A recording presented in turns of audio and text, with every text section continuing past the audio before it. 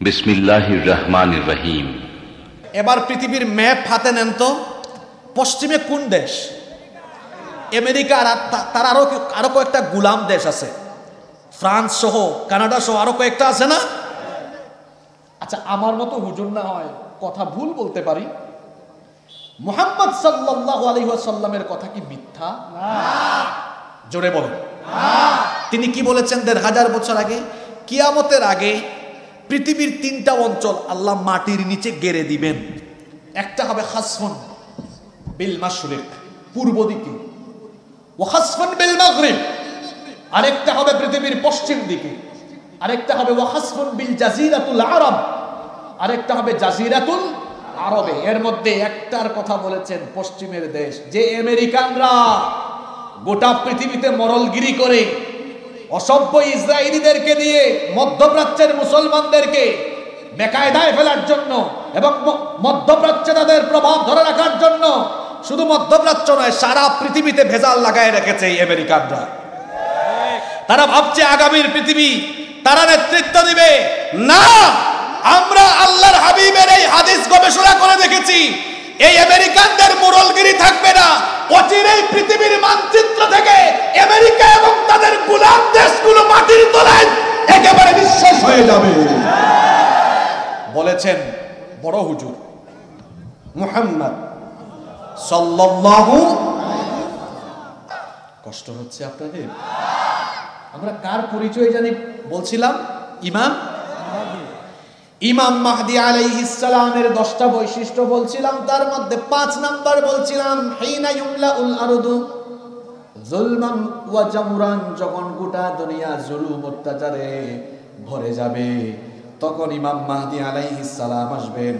আজকের ফিলিস্তিনিরা নির্যাতিত, আগামীর বিশ্বকে শাসন করবে এই ফিলিস্তিনিরা। এই যুবকরা শুনেন, আমার বাবাজানরা শুনেন, কি বললাম? আগামীর বিশ্ব শাসন করবে। জোরে বলেন। এটা আবেগী কথা নয়, ওয়াজের মাঠ গরম করা কথা নয় তো এটা। তাহলে বলবেন হুজুর কথার বাস্তবতা কোথায়? বাস্তবতা হলো ইমাম মাহদী সৌদি আরবে আসবেন না।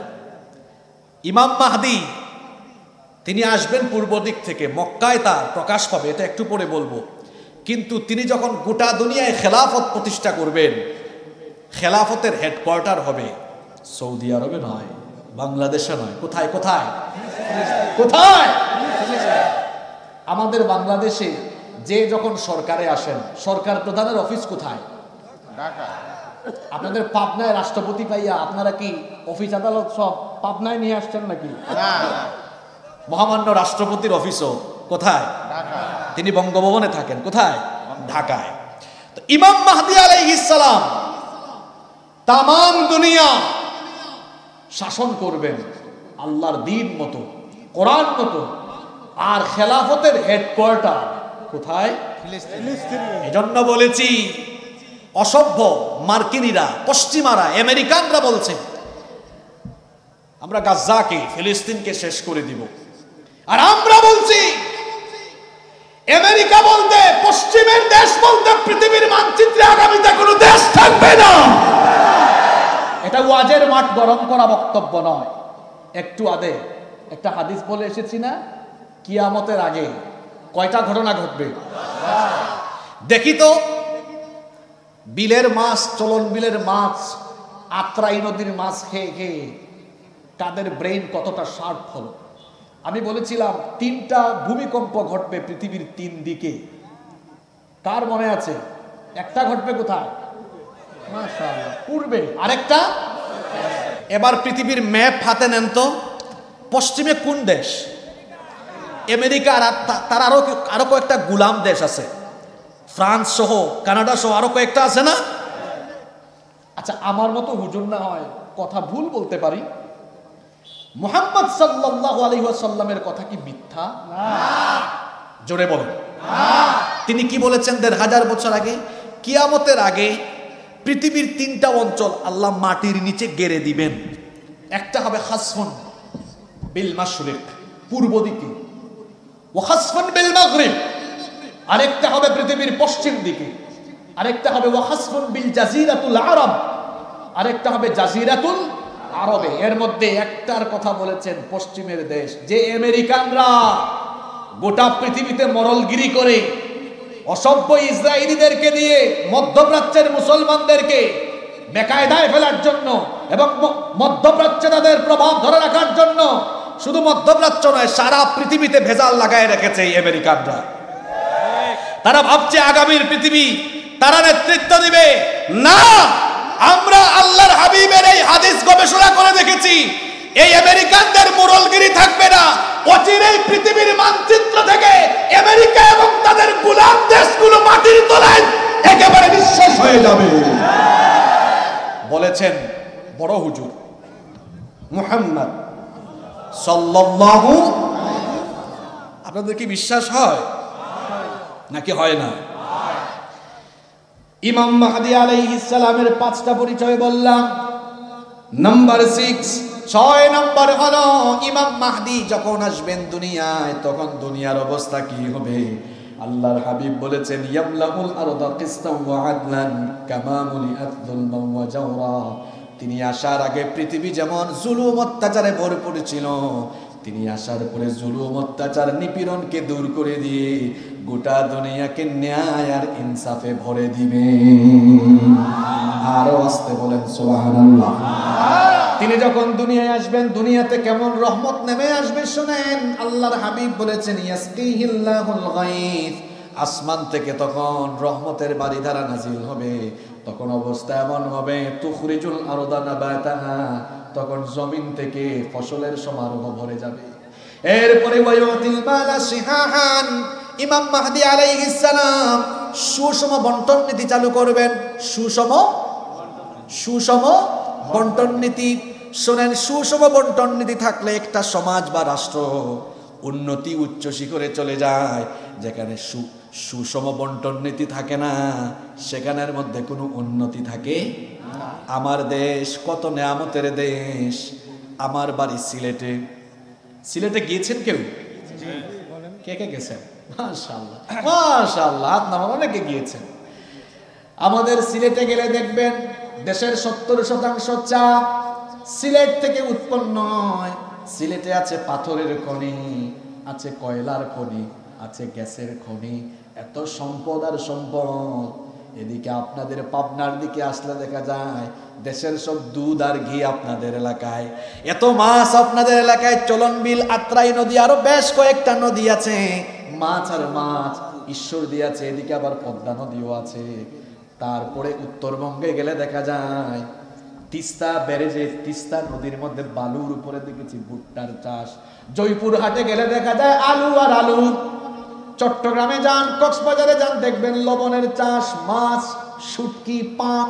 এই দেশে সম্পদ আর সম্পদ, এত সম্পদ। আমাদের পরে স্বাধীনতা লাভ করেছে এমন কিছু দেশ আছে যারা এখন বিরাট ধনী। শুধু তাই নয়, যে কাতারের লোকজন ভূমধ্য সাগরে মাছ ধরতো, মাছ বিক্রি করে করে খাইতো, আজকের ছোট্ট দেশ কাতার পৃথিবীর শীর্ষ ধনী, ঠিক কিনা? ওয়ার্ল্ড কাপ পর্যন্ত আয়োজন করে যে যুবকরা পড়াশোনা করবা জানবা। কাতার আমাদের দেশের তুলনায় অনেক ছোট, মাত্র 10,000 বর্গমাইলের একটা ছোট্ট দেশ। এরাও স্বাধীনতা পেয়েছে 71 সালে, আমরাও পেয়েছি 71 সালে। তারা স্বাধীন হয়েছে ব্রিটিশ থেকে, আর আমরা স্বাধীন হয়েছি বর্বর পাকিস্তানি থেকে। আমাদের পরে স্বাধীন হয়েছে এমন বহু দেশ আছে ধনীদের তালিকায় চলে গিয়েছে। আমার দেশে এত সম্পদ, এত নেয়ামত, কেন আমরা এখনো উন্নতির চোখ দেখি না? কারণ সামনে পিছে ডানে বামে চোর বাটপারের অভাব নাই, সুষম বন্টন নীতি নাই। আমার দেশে আছে যেমন পাথরের খনি, কয়লার খনি, গ্যাসের খনি, সম্পদের খনি, এগুলোকে চেটে পুটে লুটপাট করে খাওয়ার জন্য আছে চুট ডাকাতের খনি। এজন্য আমার দেশের স্বাধীনতার স্থপতি মরহুম বঙ্গবন্ধু শেখ মুজিবুর রহমান সাহেব যথার্থই বলেছেন, আমি ভিক্ষা করে করে আনি আর চাটার দলেরা চেটে পুটে খেয়ে সব শেষ করে ফেলে। যথার্থ বলেছেন তিনি, যথার্থই বলেছেন তিনি। তিনি আরো বলেছিলেন, মানুষ দেশ স্বাধীনের পরে পায় রাস্তাঘাট, হ্যাঁ, সম্পদের খনি, এই খনি সেই খনি, আমি পাইছি চোরের খনি। এই চোর আর ডাকাতরা যদি চুরি ডাকাতি বন্ধ করে, জনগণের মধ্যে সুষম বন্টন নীতির ভিত্তিতে এরা যদি এরকম ইনসাফ ভিত্তিক বন্টন নীতি চালু করতো, আমাদের দেশ শীর্ষ ধনীর কাতারে চলে যেত। এই কথা কেন বলেছি? ইমাম মাহদি তার বৈশিষ্ট্য ইউতিল মালা শিহাহান, সুষম বন্টন নীতি চালু করবেন। তার খেলাফতে, তার রাজত্বকালে কোনো দুর্নীতি থাকবে না, কোনো চুরি থাকবে না। শেষরা চোরেরা চাল চুরি, গম চুরি করতে পারবে না, জনগণের টিন চুরি করতে পারবে না। আহারে কি বলবো চুরি চামারির কথা, আমরা তো খাটের নিচে জুতা রাখি। আমাদের দেশের জনপ্রতিনিধি নামে এমন বহু ডাকাত আছে, এরা খাটের নিচে জনগণের তেল লুকায়া রাখে। এইরকম শেষরা চোর আর চামার যদি ডানে বামে সামনে পিছে থাকে, তাহলে কখনো উন্নতি অগ্রগতি হবে না। আমি কি কথাগুলো রাজনৈতিক বললাম নাকি?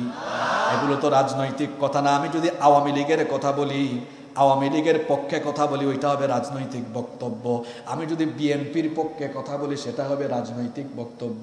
আমি যদি জামাতে ইসলামের পক্ষে কথা বলি, সেটা হবে রাজনৈতিক বক্তব্য। আমি যদি জাতীয় পার্টির পক্ষে কথা বলি, সেটা হবে রাজনৈতিক বক্তব্য।